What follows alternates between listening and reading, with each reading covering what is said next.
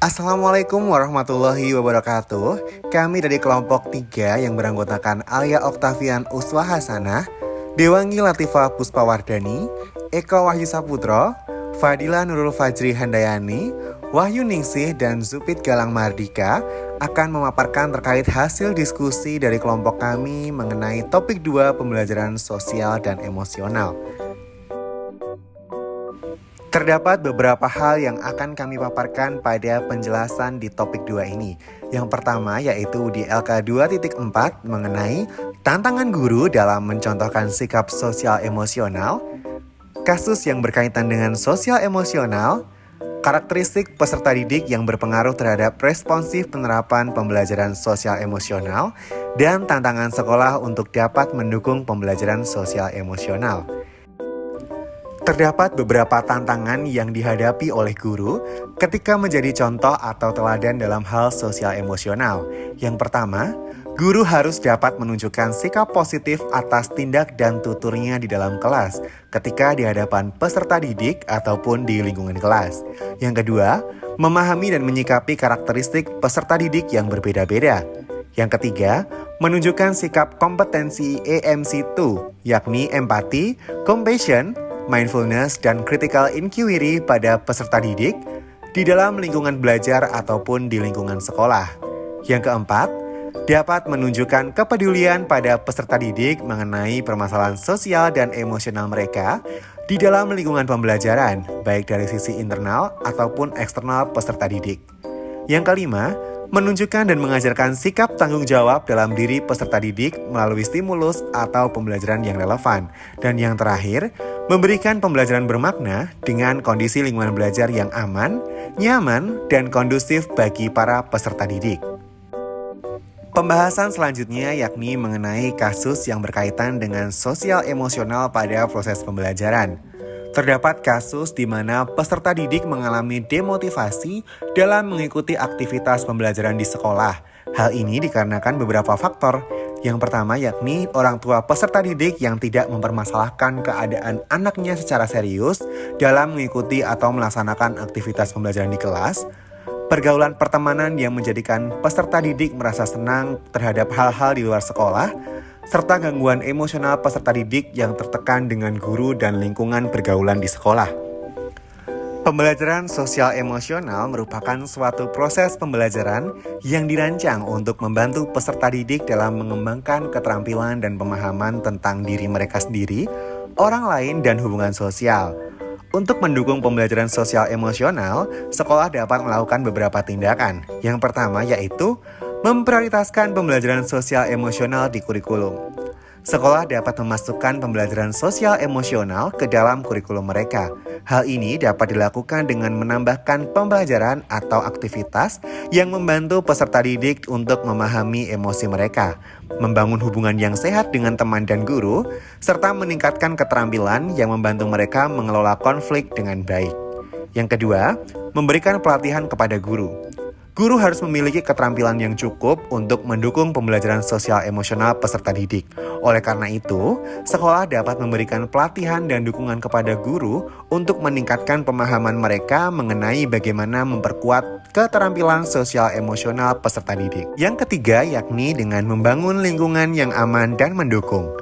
Lingkungan yang aman dan mendukung dapat membantu peserta didik untuk merasa nyaman dan aman dalam belajar. Sekolah dapat menciptakan lingkungan seperti itu dengan mempromosikan nilai-nilai positif, menghargai perbedaan, dan membangun hubungan yang positif antara peserta didik. Kemudian, terdapat beberapa tantangan utama dalam mendukung pembelajaran sosial emosional di sekolah. Yang pertama, terbatasnya waktu dan sumber daya. Sekolah seringkali terbatas dalam hal waktu dan sumber daya yang tersedia untuk menangani pembelajaran sosial emosional. Hal ini dapat membuat sulit bagi mereka untuk dapat mengimplementasikan program atau inisiatif yang efektif. Yang kedua, tidak adanya pemahaman dan dukungan yang cukup dari masyarakat dan orang tua. Beberapa orang tua dan masyarakat mungkin tidak memahami pentingnya pembelajaran sosial emosional dan dapat menganggapnya sebagai sesuatu yang tidak penting dalam pendidikan. Kekurangan dukungan ini dapat membuat sulit bagi sekolah untuk dapat memprioritaskan pembelajaran sosial emosional. Yang ketiga, Kurangnya konsistensi dalam pelaksanaan program. Ada kemungkinan bahwa beberapa guru dan staf sekolah tidak konsisten dalam menerapkan program dan strategi pembelajaran sosial emosional. Hal tersebut menyebabkan peserta didik merasa kebingungan dan merasa kesulitan dalam mengembangkan keterampilan sosial emosional secara konsisten. Karakteristik peserta didik dapat berpengaruh responsif pada penerapan pembelajaran sosial emosional. Beberapa karakteristik peserta didik yang dapat berpengaruh responsif terhadap pembelajaran sosial emosional meliputi 1. Kematangan emosional. Peserta didik yang lebih matang secara emosional mungkin lebih terbuka dalam mempelajari keterampilan sosial emosional dan lebih mampu untuk menerapkannya dalam situasi kehidupan nyata. Yang kedua, tingkat motivasi. Peserta didik yang sangat termotivasi mungkin lebih terbuka untuk belajar keterampilan sosial emosional. Sedangkan peserta didik yang kurang termotivasi akan merasa lebih sulit untuk dipengaruhi dalam mengambil bagian dalam pembelajaran sosial emosional. Yang ketiga, keterampilan akademik. Peserta didik dengan keterampilan akademik yang lebih kuat akan merasa lebih terbuka dalam belajar keterampilan sosial emosional. Sementara peserta didik dengan keterampilan akademik yang lebih lemah mungkin perlu dukungan tambahan untuk memahami materi pembelajaran sosial emosional. Untuk mengatasi kendala-kendala yang telah dijelaskan sebelumnya, terdapat beberapa langkah yang dapat dilakukan oleh sekolah. Yang pertama, mengidentifikasi kendala-kendala tersebut dan mengembangkan strategi yang tepat untuk mengatasinya. Yang kedua, melibatkan orang tua dan masyarakat dalam meningkatkan dukungan mereka terhadap pembelajaran sosial emosional dan memperkuat pemahaman mereka mengenai pentingnya pembelajaran sosial emosional. Yang ketiga, menyediakan pelatihan dan dukungan untuk guru dan staf sekolah untuk meningkatkan pemahaman tentang pembelajaran sosial emosional dan cara terbaik untuk mengajar keterampilan sosial emosional. Yang keempat, mengembangkan program dan strategi pembelajaran sosial emosional yang konsisten dan terukur, serta memastikan konsistensi dalam pelaksanaan program tersebut. Yang kelima, mendorong partisipasi peserta didik dan memperkuat motivasi mereka dengan membuat pembelajaran sosial emosional menarik dan relevan bagi kehidupan mereka. Melalui cara-cara tersebut, sekolah dapat mengatasi kendala-kendala dan memastikan penerapan yang efektif dan berkelanjutan dari pembelajaran sosial emosional untuk peserta didik. Pembahasan selanjutnya yakni pada ruang kolaborasi LK2.5. Hal penting yang muncul dalam pikiran ketika menonton ataupun teringat akan film Laskar Pelangi ialah perjuangan pendidik maupun peserta didik dalam menempuh pendidikan. Mereka tidak menyerah dalam menuntut ilmu walau dengan fasilitas yang terbatas dan rintangan yang luar biasa. Film Laskar Pelangi sendiri menceritakan terkait kehidupan anak-anak dari kalangan keluarga miskin di Desa Belitung.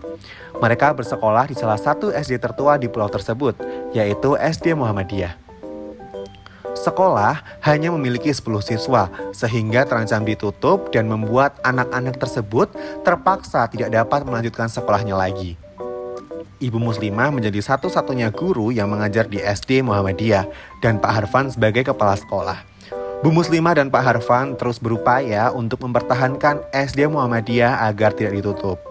Dari film Laskar Pelangi, guru memiliki karakter untuk mewujudkan keinginannya, yakni mengajarkan ilmu kepada peserta didik walaupun tantangan yang dihadapi sangatlah banyak, atau dapat diartikan sebagai contoh dari mindfulness. Guru dalam film Laskar Pelangi juga mencontohkan berbagai macam metode yang dapat diterapkan dalam pembelajaran. Metode pembelajaran yang bervariasi dapat mendorong peserta didik untuk bersemangat dalam belajar dan mengembangkan minat maupun bakatnya. Guru pun menyadari keberagaman peserta didik yang berasal dari latar belakang dan kemampuan yang berbeda. Guru juga peka sehingga mampu memahami karakter dari masing-masing peserta didiknya. Dari film Laskar Pelangi dapat disimpulkan bahwasannya guru yang baik ialah guru yang mampu menjadi teladan bagi peserta didiknya. Keteladanan merupakan suatu perilaku yang harus dicontoh atau ditiru, baik sifat maupun perilakunya.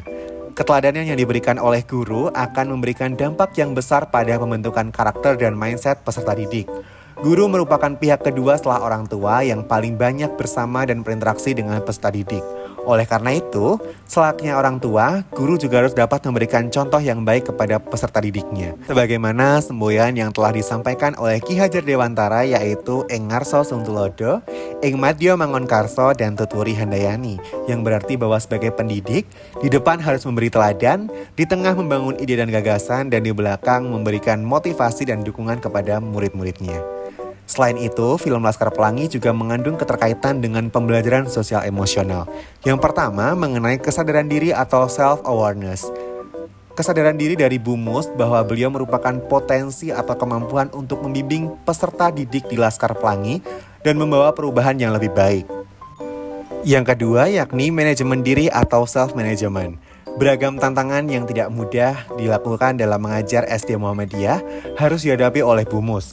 Akan tetapi, Bu Mus dapat mengelola dirinya sehingga mampu mengelola emosi agar terus memiliki semangat dan memiliki motivasi untuk memberikan pengajaran secara maksimal kepada peserta didik.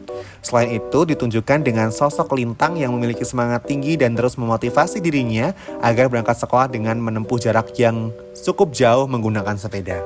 Yang ketiga, yakni terkait dengan kesadaran sosial atau social awareness. Bu Mus menyadari bahwa peserta didiknya berasal dari latar belakang yang berbeda-beda. Kemudian ada tokoh Ikal yang paham mengenai kemampuan Lintang yang unggul dalam bidang numerasi atau matematika. Yang keempat, yakni kemampuan interaksi sosial atau relationship skill. Hal tersebut ditunjukkan pada adegan di mana persiapan untuk mengikuti karnaval dilakukan dengan diskusi karena peserta didik memiliki kesempatan penuh untuk mengekspresikan diri mereka. Peserta didik mengorganisasi dan mengaktualisasikan diri dalam karnaval. Selain itu ditunjukkan dengan tokoh mahar yang merupakan siswa terpilih untuk menjadi konseptor karnaval yang akan diikuti. Mereka juga diundang untuk mengikuti cerdas cermat. Tokoh Bu Mus merupakan tokoh yang memberikan dorongan. Beliau pontang-panting untuk mengumpulkan contoh-contoh soal dan melatih peserta didiknya. Yang kelima, yakni terkait dengan kemampuan mengambil keputusan dengan penuh tanggung jawab. Keputusan Bu Mus untuk mengikutkan peserta didiknya dalam lomba cerdas cermat ialah keputusan yang tepat. Hal ini karena peserta didik merupakan peserta didik yang cerdas dan memiliki kemauan belajar yang tinggi. Sehingga Bu Mus dapat membuktikan bahwa SD Muhammadiyah dapat bersaing dengan SD yang lain. Selain film Laskar Pelangi, terdapat film Dead Poets Society yang dapat memiliki hubungan dengan pembelajaran sosial emosional. Terdapat beberapa hal yang dapat dipelajari dari kejadian film Dead Poets Society. Yang pertama yaitu pendekatan secara mendalam oleh guru kepada peserta didik berdampak pada pembelajaran dua arah. Yang kedua, stigma pembelajaran yang kaku tidak berlaku dan lebih menggunakan metode pembelajaran yang fleksibel serta sesuai dengan karakteristik peserta didik. Yang ketiga, guru dapat menggunakan metode dan strategi pembelajaran yang menarik untuk dapat menghidupkan kelas dan memotivasi peserta didik. Sementara itu, kaitan hal-hal yang dipelajari dalam film Dead Poets Society dengan pembelajaran sosial emosional ialah sebagai berikut. Yang pertama, mindfulness. Guru yang harus mampu memosisikan dirinya dalam berbagai situasi dan kondisi dan keberagaman karakter peserta didik serta relasi yang baik. Yang kedua, empati. Guru harus mampu mematahkan pemikiran ortodoks pembelajaran yang kaku dan peka terhadap kemampuan peserta didik yang beragam. Yang ketiga yaitu compassion. Guru yang menginspirasi peserta didiknya dan mampu menuntun peserta didik ke dalam memaksimalkan minat yang dimiliki dengan metode pembelajaran yang sesuai. Yang keempat, critical inquiry. Guru harus dapat memikirkan hal yang menjadi kebutuhan peserta didik saat pembelajaran. Selain itu, juga terdapat film Sekolah Rimba.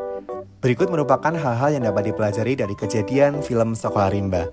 Yang pertama, mengenai kegigihan seorang Butet Manurung untuk mengajar masyarakat suku Rimba yang ada di hutan 12 Jambi. Ia rela berjalan berjauh-jauh menyusuri hutan demi menemukan masyarakat Rimba. Selain itu, ia tetap tidak pantang menyerah ketika ditolak oleh masyarakat suku Rimba. Ia tetap melakukan pendekatan-pendekatan dengan cara mengikuti kehidupan masyarakat suku Rimba yang ada di dalam hutan. Yang kedua, Kabau. Kabau merupakan murid yang paling setia kepada Butet karena ia memiliki semangat belajar yang tinggi. Kabau sampai mengikuti Butet untuk mencari Bungo yang berjalan jauh menyusuri hutan sampai ke hilir. Yang ketiga yaitu tokoh Bungo. Bungo merupakan murid yang memiliki semangat belajar, membaca, dan berhitung yang tinggi. Bungo rela berjalan jauh untuk sampai pada tempat Butet mengajar, namun ia tidak berani menampakkan diri. Bungo hanya mendengarkan pelajaran yang diberikan oleh Butet di balik pohon. Namun, Bungo tetap memahami materi pembelajaran yang diberikan oleh Ibu Butet. Bungo jauh lebih cepat menangkap apa yang disampaikan oleh Butet. Keinginan Bungo untuk terus belajar membaca dan menulis menimbulkan dampak positif bagi dirinya dan masyarakat suku Rimba di Hilir. Masyarakat suku Rimba tidak lagi dibodohi dan dibohongi oleh para penebang pohon untuk mengeksploitasi kekayaan yang ada di hutan. Sebelum adanya perjanjian, Bungo memiliki tugas untuk membacakan isi dari surat perjanjian yang diberikan agar tidak terjadi kecurangan-kecurangan dari penebang kayu liar. Tujuannya untuk menjaga ekosistem. Hal yang dapat dipelajari dari film Sekolah Rimba dan kaitannya dengan pembelajaran sosial emosional yaitu mindfulness. Film Sekolah Rimba menunjukkan kompetensi mindfulness yang mana Butet sadar akan kemampuan dan pengalaman yang ia miliki. Meski hanya terbatas, namun dapat memberi manfaat untuk orang lain. Berdasarkan hal tersebut, Butet memutuskan untuk menjadi seorang pengajar di pedalaman untuk masyarakat suku Rimba yang ada di hulu.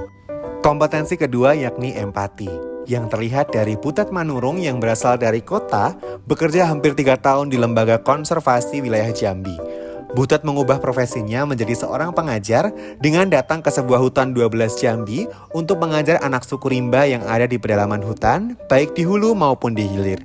Yang ketiga, compassion. Berdasarkan film Sekolah Rimba, compassion ditunjukkan pada Butet Manurung yang mengajar Sekolah Rimba dengan merasakan dan memahami apa yang dirasakan oleh Bungo. Yang keempat yakni terkait dengan critical inquiry.